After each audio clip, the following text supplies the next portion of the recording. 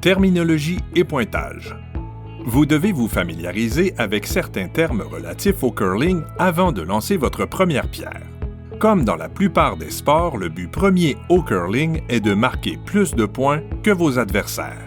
Pour y arriver, les équipes lancent simultanément des pierres d'une extrémité à l'autre de la surface glacée. La cible est constituée de cercles concentriques appelés maisons.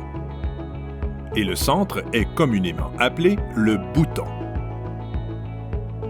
Lorsque toutes les pierres ont été lancées, celle qui se trouve la plus proche du bouton marque alors un point. Une équipe peut marquer des points additionnels si d'autres pierres leur appartenant sont immobilisées à l'intérieur de la maison et plus près du bouton que toute autre pierre de l'équipe adverse. Une pierre doit obligatoirement être immobilisée à l'intérieur des cercles de la maison pour pouvoir marquer un point.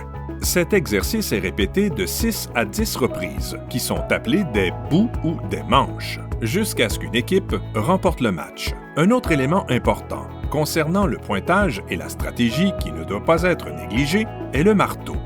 À chacun des bouts, l'une des deux équipes aura le marteau, ce qui signifie qu'elle aura l'avantage significatif de lancer la toute dernière pierre de la manche. La possession du marteau lors du premier bout d'un match est déterminée par tirage au sort. Lors des bouts subséquents, si l'équipe qui possède le marteau inscrit minimalement un point, le marteau est alors transféré à l'équipe adverse pour la manche suivante.